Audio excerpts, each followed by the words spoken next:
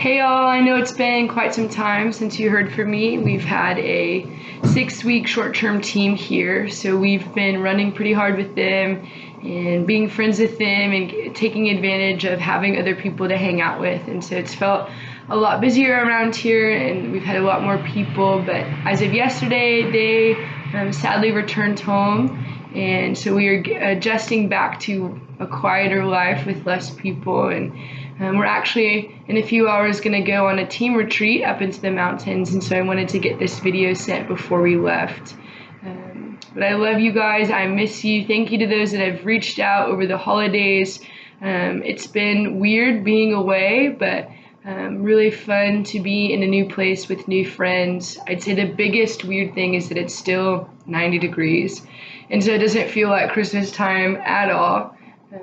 But I got a little cheap Christmas tree and we made homemade ornaments. And so we're doing our best to make everything feel like home.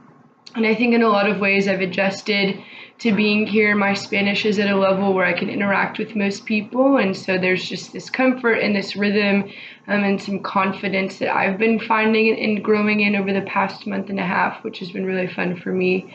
And I think another really fun thing that the Lord has been putting on my heart that I've been able to do during our first 3-day prayer and fast as we prepared for our Luke 10 trip, I felt the Lord speaking a lot to me about Sosua.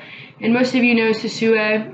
It's a nearby city. I've probably talked to you about it if I met with you to tell you about why I wanted to move here. But it's a city much like Puerto Plata. It's pretty touristy, but it's known for prostitution, sex tourism, and within the last 3 to 4 years has gotten particularly bad.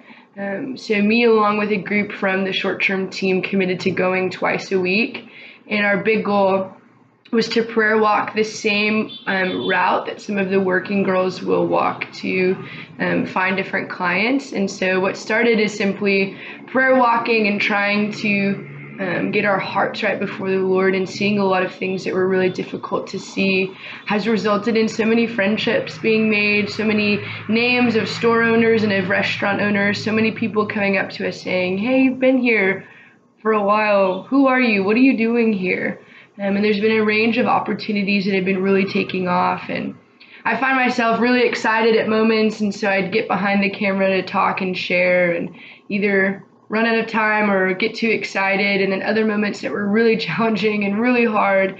And so wouldn't really feel like wanting to record a video to send. And I think within the midst of all of this, the Lord has been reminding me that when you're doing ministry with messy, incredible people, your ministry will be messy and incredible. And so there won't be a time when it looks as if everything is going in the same direction. It'll be like life and like healing. It won't be linear. And so I send this video out really excited, having gotten stood up yesterday when I made plans to read the Bible with someone. But later that day, got a word of knowledge for a girl and prayed for her. And so it seems that there's this working out of all things, and that the only sort of formula, if you will, and the only sort of measure isn't on the fruit that we're seeing, isn't on everything ending in a nice little package, but it's doing exactly what the Father's voice is instructing you to do. And so as I go to Sosua, what the Lord whispers to my heart is that I'm making history in Sosua. That as I go to pray 2 times a week, 3 times a week, and that I'm changing the eternal reality of that place.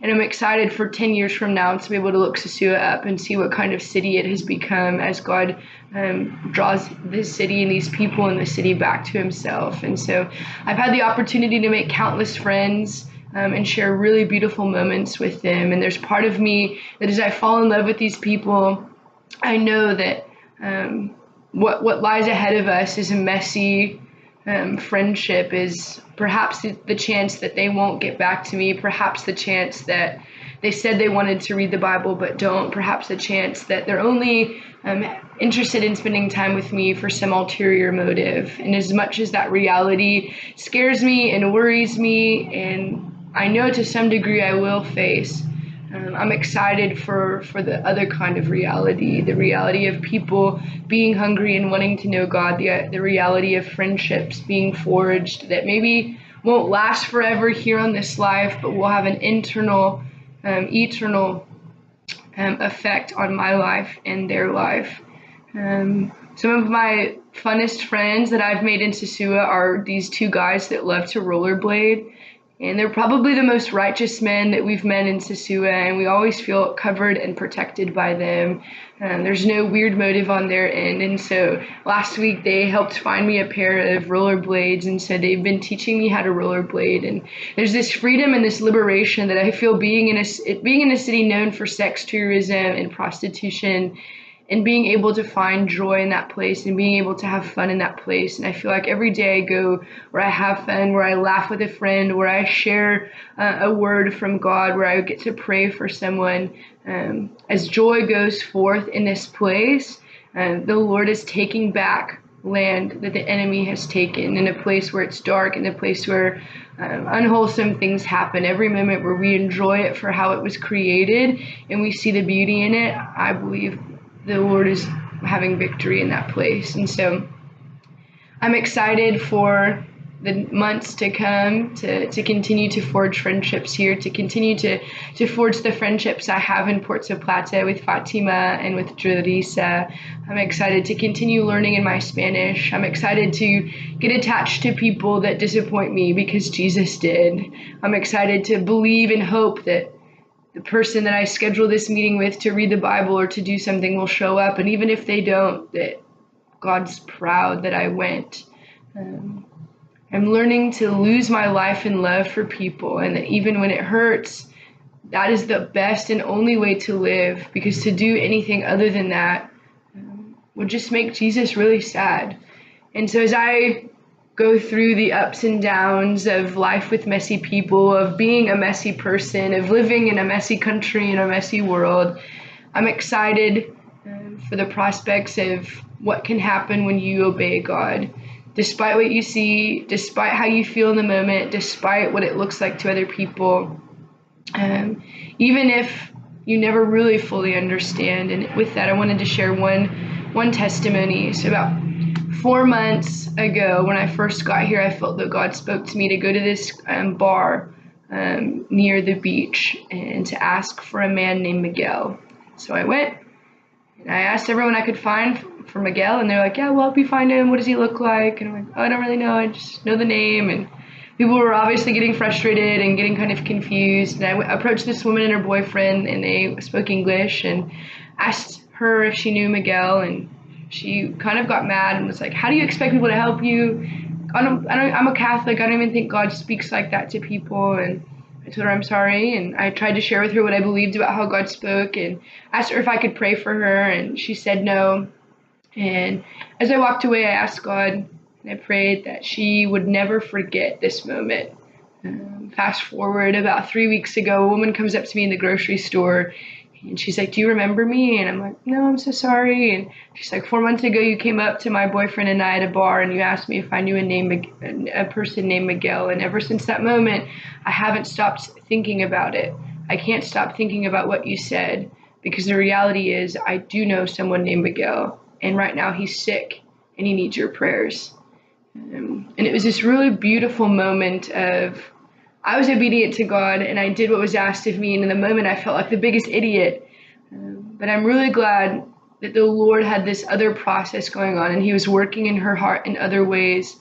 Over the course of those months, he was probably teaching her so many things. And so as excited as I get about that, the reality is that I gave her my number, and she hasn't texted me back about going to pray for Miguel. But I know that I can pray for him right where I'm at. And so it's in the midst of these messy, beautiful, incredibly glorious situations that I find myself. And I don't know if this video even really captures it, but I've settled in to the work of loving people, and to the work of being steadfast when other people are not, to the work of believing the best about people, even if it hurts me and I end up getting taken advantage of or betrayed, or people flake on me. And it's incredible. And I'm excited to do it here, excited to do it with you guys when I come home. Yes, would love to chat with anyone in more detail about some other specific testimonies, click the red link button at the bottom if you want some specific prayer updates as I go to Sosua a few times a week. And take care. Happy holidays.